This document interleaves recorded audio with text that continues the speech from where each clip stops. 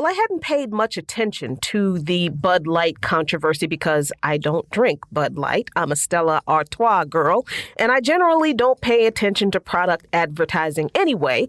But I couldn't ignore the ridiculousness of the controversy over Bud Light striking a deal with transgender influencer Dylan Mulvaney, who has reportedly earned more than $1 million from endorsements, including fashion and beauty brands like Kate Spade, Ulta Beauty, House Labs, and CeraVe, as well as Crest and Instacart. She's also gained 10 million followers on TikTok.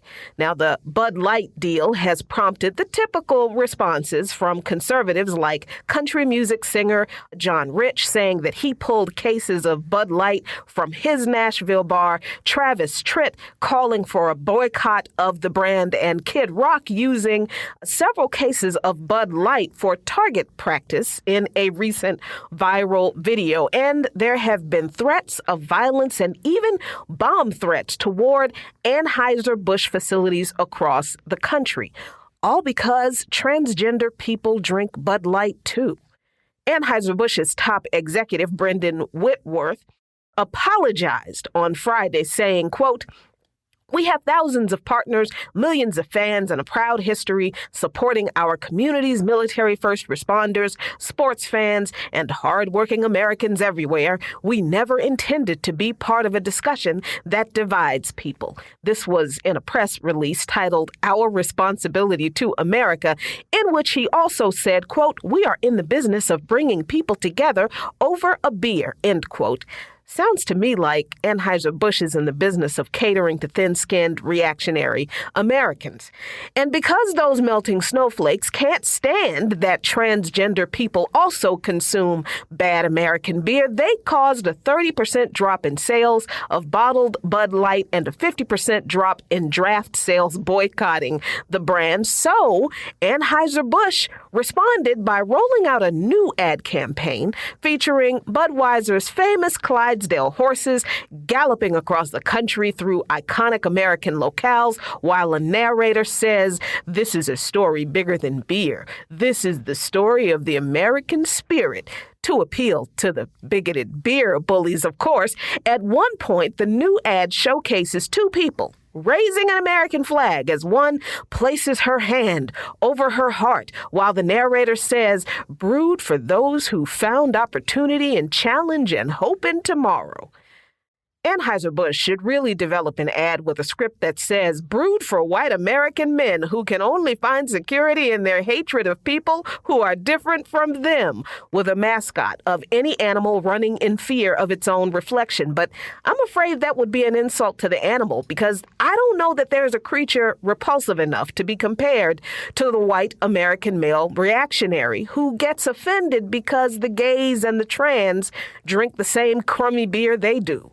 Then again, y'all, please, let Kid Rock and Travis Tritt and conservative bar owners and all those scared and angry white men, let them have their crummy old beer. Find another beer brand whose CEO won't apologize for having a transgender person as a spokesmodel, and who won't feel the need to create a counter ad campaign that suggests that you are not part of whatever they think the American spirit is.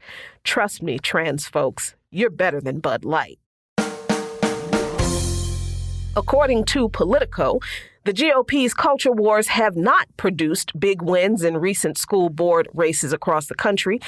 Democrats and teachers' unions boasted candidates they backed in Midwestern suburbs trounced their opponents in the once sleepy races. The winning record, they said, was particularly notable in elections where conservative candidates emphasized agendas packed with race, gender identity, and parental involvement in classrooms. Sounding like the Democrats after their midterm loss of control of the House of Representatives, Ryan Girdusky, founder of the conservative 1776 Project Political Action Committee, said, quote, "We lost more than we won, but we didn't lose everything. We didn't get obliterated. We still pulled our weight through, and we just have to keep on pushing forward on this," end quote.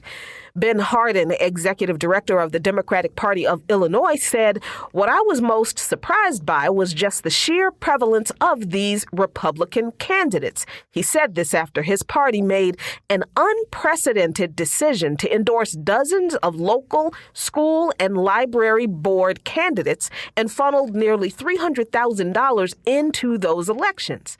He said, "Obviously, this is not a new phenomenon, but to see it so widespread here in Illinois, across the state and regions that are across the partisanship spectrum was what was most interesting to me," end quote. But this is the very problem with the Democratic Party, not believing that the Republicans are as organized, even more organized and better organized than they are, and that they pose a very real political threat to them in races that Democrats very often take for granted.